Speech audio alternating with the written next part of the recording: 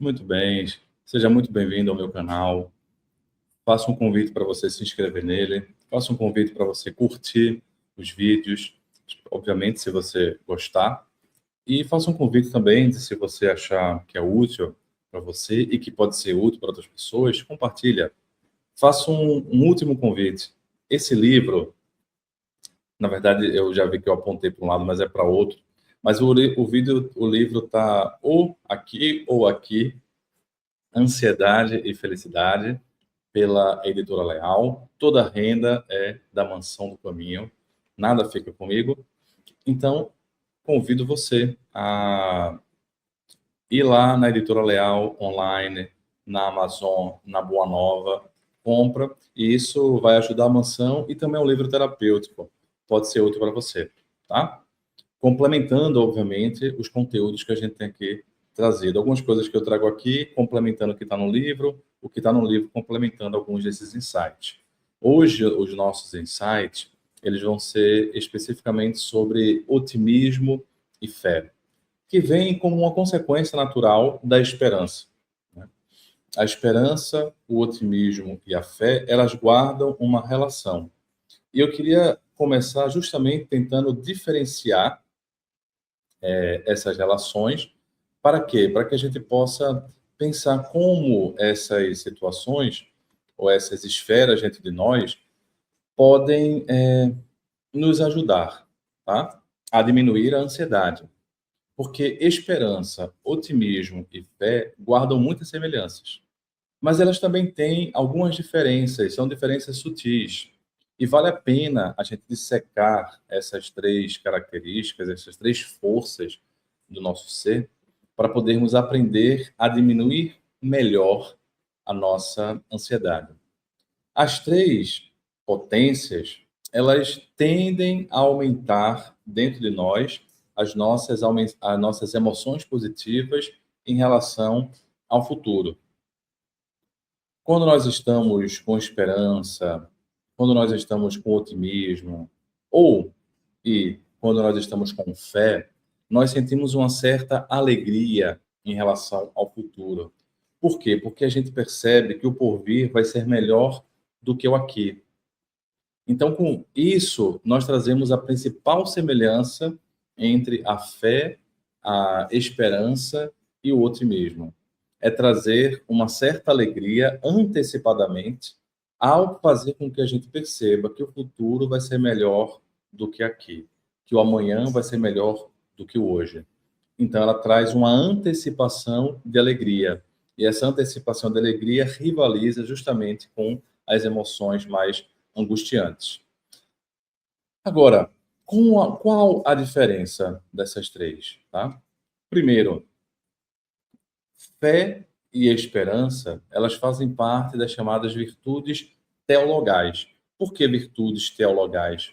Porque Paulo de Tarso escreveu sobre as três no capítulo 1, no capítulo 13, na verdade, da primeira epístola, da primeira carta que ele fez aos Coríntios. Então, ele vai trazer no versículo 13, mas eu queria trazer os versículos 11, 12 e 13. E vou aqui pedir a permissão para a gente poder ler, tá? Quando eu era menino, eu falava como menino. Eu sentia como menino. Discorria como menino. Mas, logo que cheguei a ser homem, acabei com as coisas de menino. E aí é interessante que ele começa a falar sobre fé, esperança e caridade e amor, que seriam as três virtudes teologais, ou seja, três virtudes teológicas, falando do amadurecimento, né? Quando eu era menino, eu pensava como menino. Depois que me tornei grande, eu abandonei as coisas de menino. Um amadurecimento. Logo depois, ele vai falar não só do amadurecimento, digamos, psicológico, de vida, mas um amadurecimento transcendental e espiritual. Porque agora, diz ele no versículo 12, nós vemos por espelho em enigmas, mas então veremos face a face. Agora eu conheço em parte, mas então conhecerei como também sou conhecido. Veja que interessante, assim como eu irei me conhecer, eu irei conhecer face a face as coisas mais espirituais da vida. E aí ele termina, porque veja que, pelo menos essa parte que eu estou aqui colocando, o versículo 13, porque vejam que são coisas complexas, né? Especialmente quando ele amplia para um amadurecimento não só de vida psicológico, mas para um amadurecimento espiritual. Então ele vai trazer assim: agora, portanto, permanecem a fé, a esperança e a caridade. Mas desses três, o maior é o amor ou a caridade. Bem, de alguma maneira,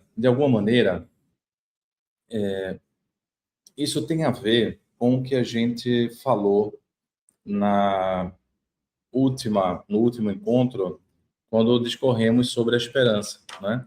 Quando eu falo sobre a esperança como um verbo esperançar, e se na visão espírita o amor, ele não é apenas um sentimento, não é apenas uma energia, mas é um movimento também.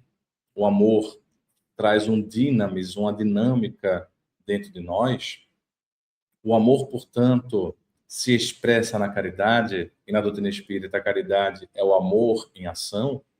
Faz todo sentido ele dizer que o maior de todos é o amor, esse amor que age. Porque senão eu fico numa esperança apenas de ficar parado esperando, ou fico numa fé que não mobiliza algo dentro de mim. De alguma maneira, essa frase também tem a ver com uma outra frase, pelo menos da interpretação espiritista que estou dando, com a frase de Tiago, da sua epístola. A fé sem obras é uma fé morta. Porque da esperança, da fé e do amor, o amor é o mais intenso, é o mais primordial. Justamente porque uma fé que não mobiliza obras, ou seja, que não é uma fé sem amor, é uma fé que não mobiliza amor. É preciso o amor para mobilizar dentro de nós as consequências da fé. As consequências da fé são as obras da fé. E nós temos as obras, digamos, psicológicas dentro de nós, como resignação, como a capacidade de ter paciência, a capacidade de perdoar. Ou seja, são as obras principais da caridade e, portanto, as obras principais da fé dentro de nós. Uma fé sem obras é uma fé morta, porque a fé precisa mobilizar.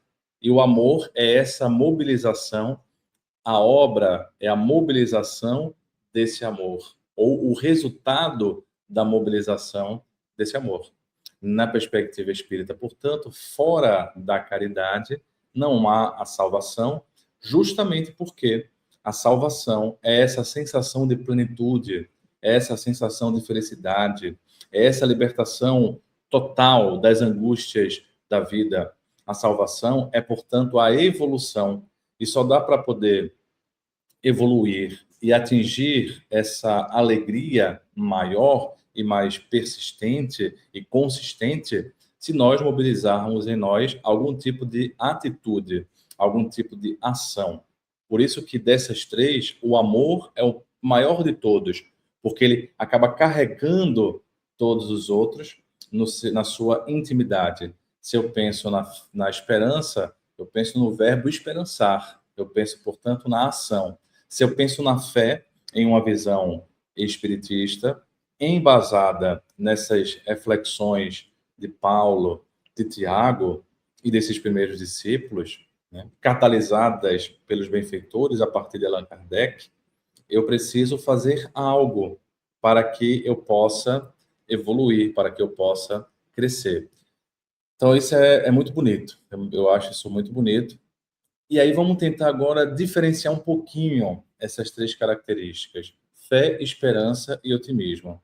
Porque se eu paro para pensar, com essa visão que eu estou dando mais ampla, espírita, fé e esperança acabam se tornando muito parecidas, porque a fé, ela precisa mobilizar ações, ações que são mudanças de postura interna e ações que são concretizações no mundo. Então, portanto, que me eleva em uma transcendência vertical, me conecta com Deus e me eleva em uma transcendência horizontal, me conecta com a sociedade, me fazendo ser útil, me fazendo ter propósitos saudáveis na minha existência. Mas vamos tentar diferenciar em uma perspectiva para além do espiritismo, uma perspectiva psicológica, e aí a gente vai ver como vai ter uma consequência, vai ter um casamento muito bom com a nossa visão espiritista. Portanto, eu queria pegar mais uma epístola de Paulo, agora a epístola aos Hebreus, no capítulo 11, no versículo 1, que ele diz assim: a fé é o firme fundamento das coisas que se esperam e a prova das coisas que não se veem. Eu acho que essa definição de Paulo é muito difícil você definir o que é fé, mas se tem alguma definição boa de fé, digamos assim, completa, robusta, eu particularmente colocaria essa definição de Paulo. A fé é o firme, tem uma firmeza, tem um fundamento, está na base das coisas que eu espero. Olha aí, a fé se conectando com o futuro e a fé se conectando, portanto, à esperança. Eu espero alguma coisa quando eu tenho esperança. Eu espero alguma coisa quando eu tenho fé também. Porém, a fé tem uma certa diferença, que é esse segundo conceito, é a prova das coisas que não se veem. A fé me mobiliza a um futuro, mas a fé, ao mesmo tempo que mobiliza a um futuro, ela traz uma outra coisa que é a esperança por si só, digamos, uma esperança laica, ela não consegue mobilizar, que é justamente essa prova, essa concretude dessas coisas que eu não vejo. E, por exemplo, o futuro que eu espero é uma dessas coisas que eu não vejo. O melhor que eu espero é uma dessas coisas que eu não vejo. Então, a fé tem essa diferenciação da esperança, porque a fé traz uma sensação de prova, traz uma antecipação tão concreta que faz com que a pessoa que é mobilizada pela fé, ela não tenha só uma crença, mas tenha uma vivência. Ela não tenha só uma questão intelectual envolvida, mas ela tenha uma confirmação que é sentida em suas camadas mais interiores. Então, eu começo a diferenciar fé e esperança.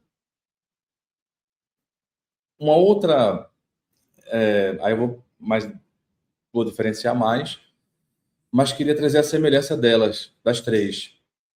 Fé, esperança e otimismo, já falei, as três aumentam emoções positivas relacionadas ao futuro, né? Então, elas antecipam a alegria nesse presente, e ao antecipar a alegria, já rivalizam com a nossa angústia e diminuem a nossa angústia. E ao fazer isso, ela traz uma segunda consequência, elas trazem uma segunda consequência, que é uma sensação de amparo. A pessoa otimista, ela se sente mais amparada pela própria alegria que chega antes do tempo, digamos assim, ou antecipadamente, podemos falar também dessa maneira, e nos ampara na angústia. A esperança faz isso também, e a fé faz isso também. Das três, talvez a fé que faça com mais fortaleza, com mais firmeza, porque tem essa prova das coisas que eu não estou vendo. E essa prova das coisas que eu não estou vendo, com a fé, tem alguma coisa com o divino. E aí talvez comecem a vir as diferenciações. A fé, ela parece estar mais envolvida com algo espiritual, algo transcendente, algo divino. Não dá para você pensar muito em fé sem pensar no divino, né? Muito difícil, porque eu posso até dizer, eu tenho fé nas pessoas, mas se eu tenho fé nas pessoas, é porque eu também tenho uma fé em Deus embutido nas pessoas. Eu entendo que as pessoas têm alguma questão de serem filhos de Deus, portanto, apesar das suas dificuldades, elas podem melhorar. Porque se eu não tiver uma visão mais transcendental da vida, do sagrado, talvez a palavra mais correta seria eu tenho esperança nas pessoas. É diferente. Porque a esperança, sim, dá para ser uma esperança mais laica, né? Uma esperança leiga, né? Talvez sim, ela consiga ser. A fé, a gente não consegue pensar a fé sem essa vinculação com a espiritualidade, no sentido de sem essa ligação com o divino. Então, talvez a fé no outro, se for uma fé laica, uma fé leiga, talvez, na verdade, seja a esperança no outro. Beleza.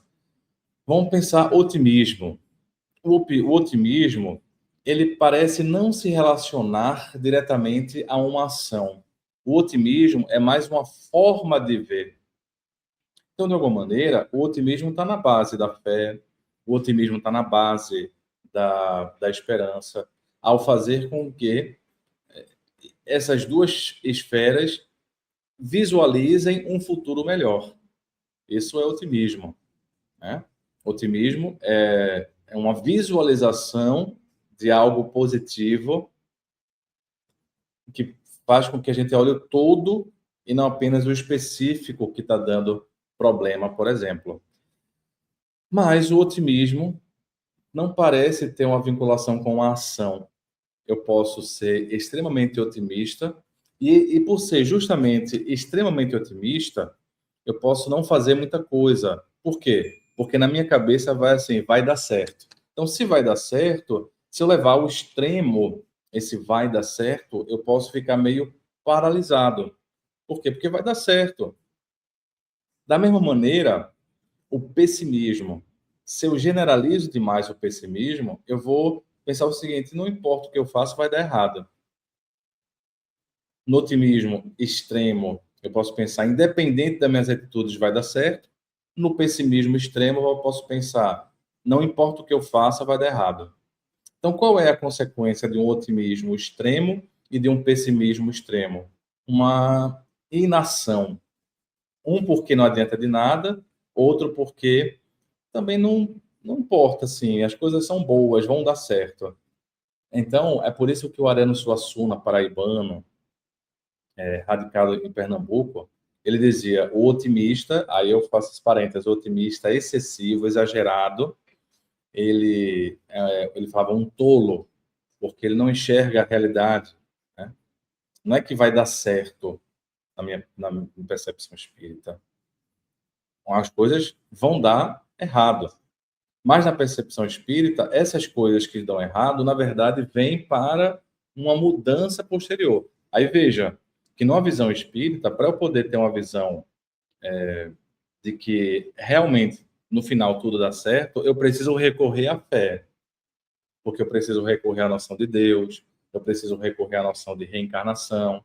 O otimismo puro e simples, sem uma vinculação com a fé, não responde, não consegue responder às nossas angústias mais profundas. O otimismo, com a vinculação da fé, sim, porque aí ele consegue, fé junto com otimismo, consegue enxergar o positivo para além do óbvio.